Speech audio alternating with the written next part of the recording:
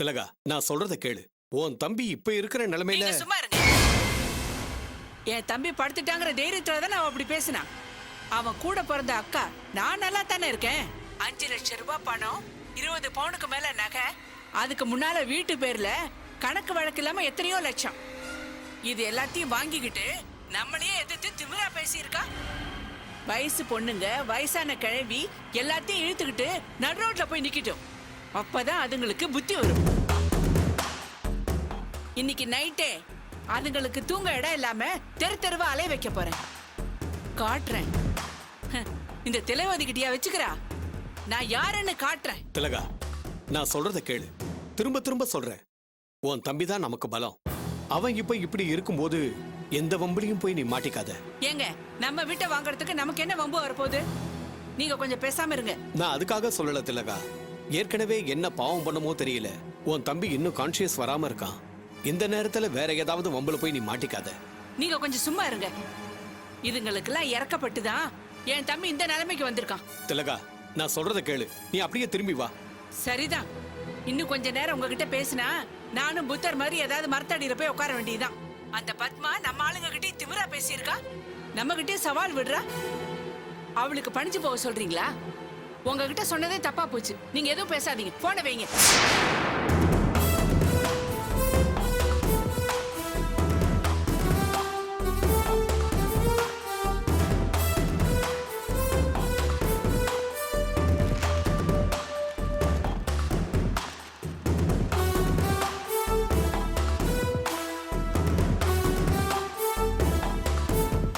Sir, ஐயாவுக்கு இப்ப எப்படி இருக்கு சார்? இன்னும் ஒரு டெவலப்மெண்ட்டும் இல்லப்பா. அதான் கவலையா இருக்கு. இந்தாங்க சார். என்னப்பா இதெல்லாம்? அவன் என்ன சிக்கன் குனியாலியா படுத்திருக்கான் இதெல்லாம் சாப்பிட்றதுக்கு? ஐயோ, அப்படி இல்லைங்க சார். ஐயா நாளைக்கு நல்லாய் வந்தாருன்னா யாரெல்லாம் அவரை வந்து பார்த்தாங்க, என்னென்னலாம் வாங்கிட்டு வந்தாங்க லிஸ்ட்ல என் பேரு விட்டு போயிடக்கூடாது இல்லைங்களா? அதான் ஏதோ 7க்கு ஏத்த 7 உருண்டை. சரிங்க மிஸ்டர் வேலாயுதோட ரிலேட்டிவ் யாரு? நான் தான் டாக்டர். டாக்டர் கூப்பிடுறாரு, வாங்க. என்ன டாக்டர்? பேஷண்டோட கண்டிஷன் ரொம்ப டவுனா இருக்கு. அவர் இப்பவும் கோமா ஸ்டேஜ்ல தான் இருக்காரு. பல்ஸ் பிபிலாம் ஓரளவுக்கு கண்ட்ரோல தான் இருந்தது. இப்போ நிலைமை ரொம்ப மோசமாயிட்டு இருக்கு. ஹோப் இல்லைங்கிற மாதிரி தான் இருக்கு. என்ன டாக்டர் இப்படி சொல்றீங்க?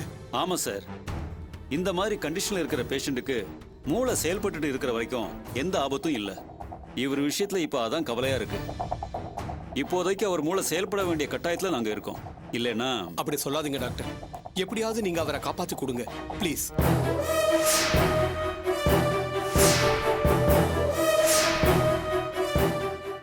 மிஸ்டர் சண்முகம், இந்த மாதிரி சில கேஸை மெடிக்கல் ரீதியா அப்ரோச் பண்றது ஒரு ரகம், மனோதத்துவ ரீதியா அணுகிற முறைன்னு ஒண்ணு இருக்கு. நாம வேணா அதை கூட ட்ரை பண்ணி பார்க்கலாம். இப்போ இருக்கிற சூழ்நிலைக்கு இவர் மேல யாரு அதிக பிரியத்தோட இருக்காங்களோ அல்லது இவருக்கு யாரை ரொம்ப பிடிக்குமோ அவங்கள இவர்கிட்ட பேச வைக்கலாம். அது கூட சில நேரங்களில் ஹெல்ப் பண்ணும். இன்னொன்னு சொன்னா தப்பா எடுத்துக்க மாட்டீங்களே? இவர் ஒரு பொண்ணை கல்யாணம் பண்ணிக்க முடிவு பண்ணியிருந்தாருன்னு சொன்னீங்களே, அந்த பொண்ணை உங்களால இங்க கூட்டிட்டு வர முடியுமா? இவர் கூட கொஞ்ச நேரம் பேச வைக்க முடியுமா? டாக்டர், இப்ப இருக்கிற நிலைமையில இவர்கிட்ட பிரியமா இருக்கிற இவருடைய அக்கா திலகாவை இங்க வர வைக்கிறதுல எந்த பிரச்சனையும் இல்லை. ஆனா இவர் கல்யாணம் பண்ணிக்கிறதா இருந்தா அந்த பொண்ணை வர சொல்றதுல சில பிரச்சனைகள் இருக்கு. புரியுது சார். ஆனா நான் ஏன் இதை சொல்றேன்னா, இவரோட அக்கா வந்து பேசுறதை விட அந்த பொண்ணே இவர்கிட்ட வந்து பேசினா நல்ல பலன் கிடைக்கும்னு நினைக்கிறேன். ஏன்னா அவங்க சம்மந்தப்பட்ட நினைப்பு தான் இவருக்கு கடைசியா இருந்திருக்கும். அது மட்டும் இல்ல, அவங்கள கல்யாணம் பண்ணிக்க ரொம்ப வில்லிங்கா இருந்ததா கேள்விப்பட்டேன். அதனால அந்த பொண்ணை இவர்கிட்ட பேச வச்சா கொஞ்சம் இம்ப்ரூவ்மெண்ட் கிடைக்க வாய்ப்பு இருக்கு.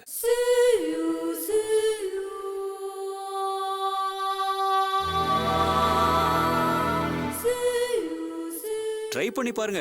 மற்றபடி கடவுள் விட்ட வழி. Please make it fast.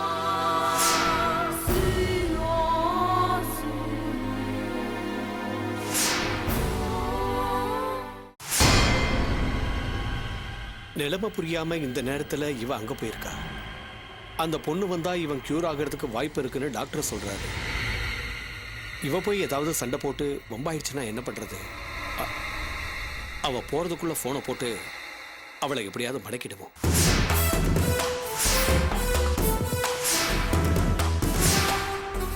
அதுங்களை இன்னைக்கு விடக்கூடாது. ச்சே, இந்த மனுஷனுக்கு வேற வேலையே இல்ல. சொல்லுங்க. திலகா, நான் சொல்றத கொஞ்சம் கேளு. நீ இப்ப துளசி வீட்டுக்கு போக வேண்டாம். இங்க வேலாயத்துக்கு கொஞ்சம் போதும் போதும், கொஞ்சம் பேசாம நிறுத்துங்க. சும்மா என்ன தடுக்கிறதுக்காக என்ன பண்ணலாம்னு யோசிச்சு எதையாவது சொல்லாதீங்க. நீங்க போனை வைங்க, நான் பாத்துக்கிறேன். ஏய், என்னடா இவ்வளவு மெதுவா ஓட்டுற? சீக்கிரமா போ. இந்த மனுஷன் சும்மாவே இருக்க மாட்டார். லோட லோடன் வீட்டை காலி பண்ற வரைக்கும் செல்ல சுவிட்ச் ஆஃப் பண்ணிட வேண்டியதான். அதுங்க மேல ரொம்ப தான் இவரு பரிதாபப்படுறாரு. என்ன பேச்சு பேசி இருக்கா அவ, திமிர் பிடிச்சவ. நாம எவ்வளவு அர்ஜென்ட் அவளுக்கு ஃபோன் பண்றோம். அந்த விவரம் புரியாம அவ பாட்டுக்கு போனை கட் பண்றா.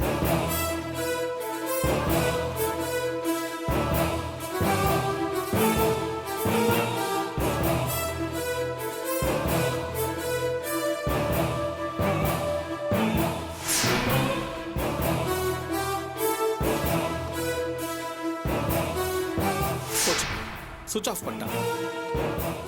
டாக்டர் சொன்னதை கேட்டல்ல. இப்ப நான் எப்படி அவளை கான்டாக்ட் பண்றது?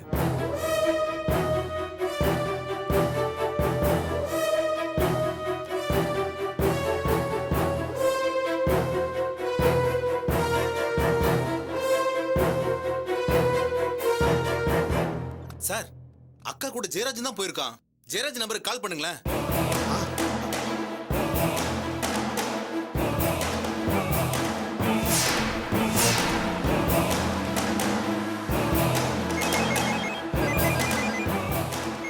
அக்கா, சாரதாக்கா ஃபோன் பண்றாரு.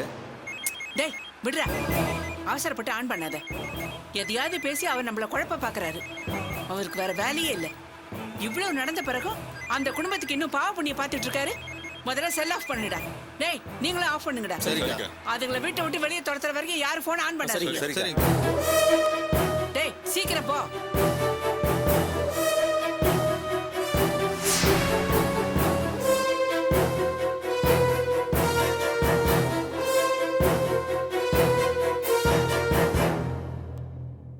திலகா தான் போனை கட் பண்றா. இந்த ஜெயராஜுக்கு என்னாச்சு? அவனுக்கு ஃபோன் பண்ணா அவனும் போனை கட் பண்றான். மறுபடியும் ஒரு தடவை ட்ரை பண்ணி பாருங்க. எல்லாம் ட்ரை பண்ணி பார்த்தாச்சுப்பா. ஏன் ரிங் போனாலே கட் பண்றான். மறுபடியும் ட்ரை பண்ணா அவனும் போனை சுவிட்ச் ஆஃப் பண்ணிட்டான். எங்க அவ தம்பி உயிருக்கு போராடிக்கிட்டு இருக்கா. அவளுக்கு அவ கௌரவம் தான் முக்கியமா போச்சு. இவ பாட்டுக்கு நிலைமை புரியாம அங்க போய் ஏதாவது வம்பு பண்ணான்னா அப்புறம் அந்த பொண்ணு இங்க வருவாளா? அப்புறம் இவ நிலைமை என்ன ஆகுறது? அக்காவுக்கும் தம்பிக்கும் எல்லாத்துலயும் அவசரம் தான்.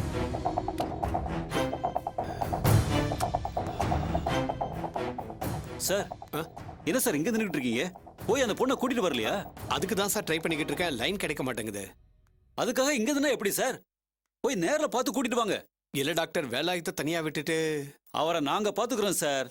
நாங்க சொல்றத முதல்ல செய்யுங்க. கொதண்டம், நானே துளசி வீட்டுக்கு போய் நேர்ல பார்த்துட்டு வந்துடுறேன். அதான் சார் கரெக்ட். நானும் உங்க கூட வரேன் சார். போலாம் வாங்க சார். சரிப்பா.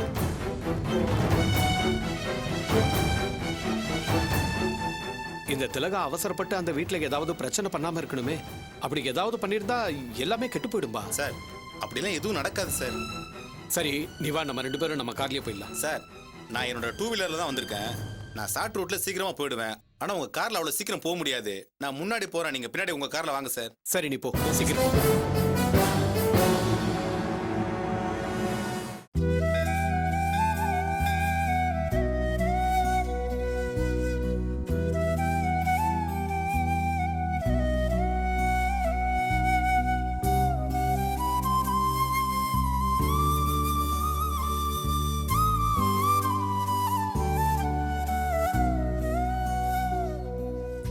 துளசி, பார்க்ல இருந்து எதுக்கு திடீர்னு கோயிலுக்கு போலான்னு சொன்னேன்?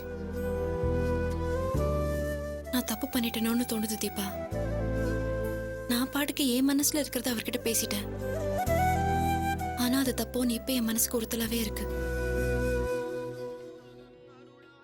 நான் அவர்கிட்ட அப்படி பேசணும்னு நினைச்சே வரல. என் மனசுல அப்படி எந்த ஐடியாவும் இல்ல. அவர் ஆனந்தியும் என்னையும் சேர்த்து பேசினது எனக்கு பிடிக்கலடி. அவர் வாயிலிருந்து அந்த வார்த்தை வந்தப்போ என்னால தாங்கிக்க முடியல. அதான் சட்டுன்னு சொல்லிட்டேன். ஆனா என்ன இருந்தாலும் ஒரு பொண்ணை நான் அப்படி பேசியிருக்க கூடாதுன்னு இப்ப எனக்கு கவலையா இருக்கு. இதுக்கேண்டி இப்படி குழம்புற? மனசுல இருக்கிற காதல் சொல்றதுல என்ன தப்பு இருக்கு? இல்லடி, நான் கொஞ்சம் அவசரப்பட்டுட்டேனோன்னு தோணுது. நான் சொன்னதுக்கு அவர் என்ன முடிவு பண்ணாருன்னு ஒண்ணுமே புரியல. நான் என் மனசுல இருக்கிறத சரியா சொன்னேன்னு கூட எனக்கு தெரியல. அந்த வேகத்துல என்ன வார்த்தைங்க பேசினேன்னு கூட எனக்கு புரியலடி. துளசி, வார்த்தைகள் முக்கியம் இல்லடி, அதுல இருக்கிற அர்த்தம் தான் முக்கியம். என்ன பொறுத்த வரைக்கும் உன் மனசுல இருக்கிறத தெளிவா சொல்லிட்ட. ஆனா அவரு ஒண்ணுமே சொல்லாம தானே இருந்தாரு. ஏண்டி சிரிக்கிற? இந்த லவ்வோட குணமே இப்படிதான் போல இருக்கு. தமிழ் சார் உன்கிட்ட எத்தனை நாள் பேசியிருப்பாரு? உன் வீட்டுக்கு வந்து உன்னை பொண்ணு கேட்டாரு, அப்ப போய் அவர் மேல கோவப்பட்ட. இப்போ உன் மனசுல காதல் வந்ததும் உடனே ரிசல்ட் தெரிஞ்சுக்கணும்னு ஆசைப்படுற பாரு, இதாண்டி காதல். அவர் யோசிக்க நீ எங்க டைம் கொடுத்த? இதுதான் மேட்டர், இதுக்கு மேல நீங்க என்ன வேணா பண்ணிட்டு போங்கன்னு நீ பாட்டுக்கு சொல்லிட்டு வந்துட்ட. நீ இவ்ளோ போல்டா போட்டு உடைப்பேன்னு அவரே எதிர்பார்த்திருக்க மாட்டாரு. நீ என்னதான் சமாதானம் சொன்னாலும் எனக்கு என்னவோ நான் சொன்னதை பத்தி அவர் என்ன முடிவு எடுப்பாரோன்னு தயக்கமாவே இருக்கு. ஏய் லூசு, நீ சொன்னதுக்கு அவர் மறுப்ப ஏதாவது சொன்னாரா? இல்ல, இருந்தாலும் மௌனம் சம்மதத்துக்கு அறிகுறி. இன்ஜினியர் மேடம், ஒரு விஷயம் சொல்றேன் கேளுங்க.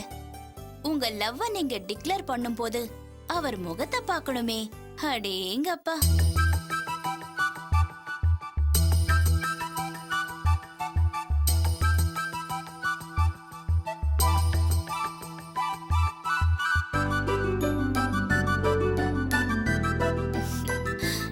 நீ பயப்படுற மாதிரி எதுவும் நடக்காது.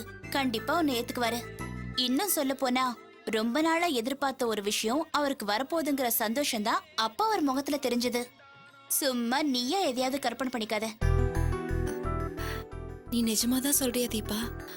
நான் அந்த விஷயத்த சொன்னப்போ அவர் முகத்துல கோவமோ வருத்தமோ எதுவும் தெரியலல்ல? தெரியல. நிஜமாவா? ஆமாண்டி. உண்மையை சொல்லுடி, சும்மா என்ன திருப்திப்படுத்துறதுக்காக. ஏய், உன் ஆள் உன்னை ஏத்துக்கிட்டாருங்கிறதுக்காக சும்மா சும்மா என்ன சொல்ல வச்சு மனசுக்குள்ள சந்தோஷப்பட்டுக்கிறியா? சும்மா இருடி.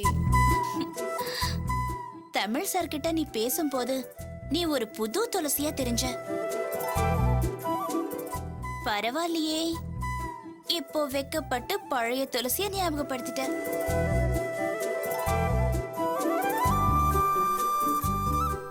தீபா, என் வாழ்க்கையில உன்னை மறக்கவே முடியாதுடி.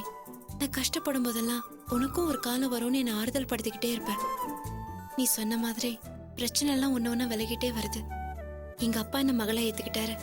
எனக்கு கனவா இருந்த படிப்பு இப்ப என் கையில கிடைச்சிருக்கு. அப்புறம் அப்புறம் சொல்லுங்க, சொல்ல வேண்டியதை முழுசா சொல்ல வேண்டியதானே? பாதி வார்த்தைய முழுங்கிட்ட. ஏய் சொல்லு, என்ன சொல்ல வந்த? இல்ல, அப்புறம் உன் கனவா இருந்தா என் மேரேஜ். ஏய், இந்த கதை தானே வேண்டாங்கிறது. நீ தமிழ் சார் கிட்ட இப்படி பேசுவேன்னு நானே எதிர்பார்க்கல. அங்க அப்படி பேசிட்டு இங்க வந்து ஒண்ணும் தெரியாத பாப்பா மாதிரி நடிக்கிறியா? நான் ஏதோ ரொம்ப கெஞ்சி கேட்டதால தான் லவ்வே பண்றேன்னு சொல்லுவ போல இருக்கு. ஏதோ எனக்காக லவ் பண்ற மாதிரி எல்லாம் பில்டப் பண்ற. ஆமா, அதானே உண்மை. ஓஹோ, அப்படிங்களா? அப்போ தமிழ் சார பார்க்க கூடாது பேசக்கூடாதுன்னு சொன்னா நீங்க கேட்டுருவீங்க. ப்ளீஸ் தீபா, விளையாட்டு கூட அப்படி சொல்லாத. ஹே, என்னடி, நான் சும்மா கிண்டல் பண்ணது அப்படி சொன்னேன். அதையே நீ சீரியஸா எடுத்துக்கிற? இங்க பாரு, உங்களை இனிமே யாராலையும் பிரிக்க முடியாது. உங்க லவ் ஸ்ட்ராங் ஆனதுன்னு ISO 2010 சர்டிபிகேட் வாங்கிடலாமா? எல்லாம் நல்லபடியா நடக்கிறத பார்க்கும்போது மனசுக்கு சந்தோஷமா இருக்குடி. இருந்தாலும் அந்த வேலாதத்துக்கு சரியாகி அந்த ஆள் எந்திரிச்சு வரணும். அப்புறம் உங்களுக்கு தர வேண்டிய பண பிரச்சனை ஒண்ணு இருக்கு. இது ரெண்டும் தீர்ந்துட்டா போதும். எப்பவும் கடவுளுக்கு நன்றி சொல்லிட்டே இருப்பேன். ரெண்டு பிரச்சனையும் தீரதுக்கு ஒரே வழிதான் இருக்கு.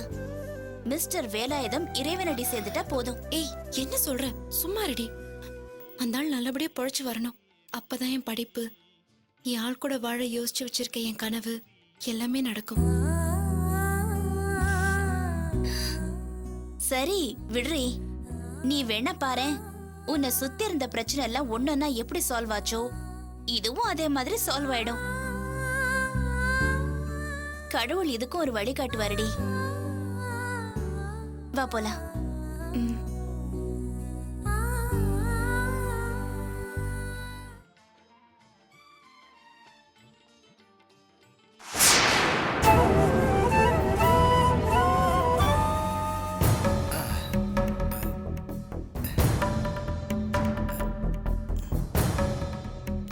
இவன் ஏண்டி இங்க வந்தான்? வா போயிடலாம். நீ ஒண்ணும் பயப்படாத. நம்ம வண்டி அங்க இருக்கு. நான் போய் எடுத்துட்டு வந்துடுறேன். நீ இங்கே இரு.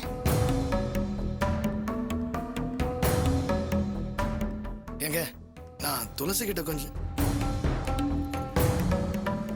தீபா துளசி கிட்ட கொஞ்சம் பேசணும். அதுக்கு தான் உங்களை ஃபாலோ பண்ணிட்டு வந்தேன். தீபா தீபா நீங்க கொஞ்சம் நான் சொல்றது கேளு துளசி.